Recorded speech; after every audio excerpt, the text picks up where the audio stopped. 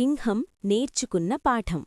ఒకప్పుడు పచ్చని చెట్లతో చిలిపి పక్షుల గానంతో నిండిన ఒక అందమైన అడవిలో రాజా అనే సింహం నివసించేది. రాజా చాలా బలమైనది, ధైర్యమైనది. అడవికి రాజు అని అందరూ పిలిచేవారు. కాని రాజాకు ఒక పెద్ద లోపముంది. అది అహంకారం. ప్రతి ఉదయం రాజా అడవిలో గర్వంగా నడుస్తూ గర్జించేది.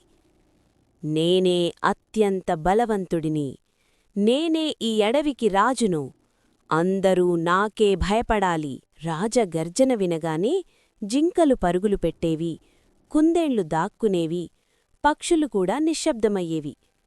ఒక ఎండల రోజున రాజా నది దగ్గరకు నీళ్లు తాగడానికి వెళ్ళింది. అక్కడ ఒక చిట్టి చీమ నీళ్లలో పడిపోయి బయటకు రావడానికి తంటాలు పడుతోంది.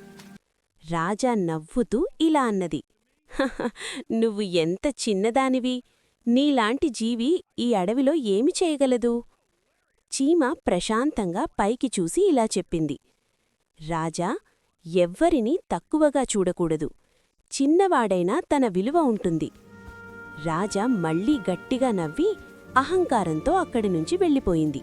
ఒకరోజు రాజా వేట కోసం అడవి లోపలికి వెళ్ళింది.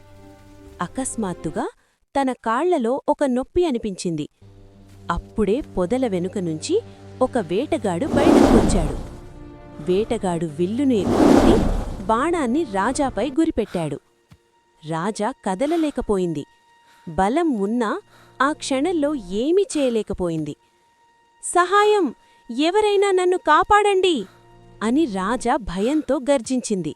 అప్పుడే ఆ చిట్టి చీమ వేటగాడి పాదాన్ని బలంగా కాటేసింది. "అయ్యో!" అని వేటగాడు నొప్పితో అరవగా అతని చేతిలోని బాణం దారి తప్పింది. భయంతో వేటగాడు విల్లు పడేసి అడవిలోనుంచి పారిపోయాడు. రాజా ప్రాణాలతో బయటపడింది. చిట్టి చీమను చూసి రాజా కళ్లలో నీళ్లు తిరిగాయి. "నువ్వే నా ప్రాణాలు కాపాడావు" అని వినయంగా చెప్పింది. "నిన్ను నేను తక్కువగా చూశాను, అది నా తప్పు." రాజ తల వంచి ఇలా చెప్పింది, "ఇకపై ఎవ్వరినీ తక్కువగా చూడను." ఆ రోజునుంచి రాజా పూర్తిగా మారిపోయింది. ఇకపై ఎవ్వరినీ భయపెట్టలేదు. చిన్న జంతువుల మాటలు వినేది, అందరికీ దయగా ఉండేది. అడవి మళ్లీ ఆనందంతో నిండిపోయింది. పక్షుల గానం, జంతువుల సంతోషం మళ్లీ వినిపించాయి.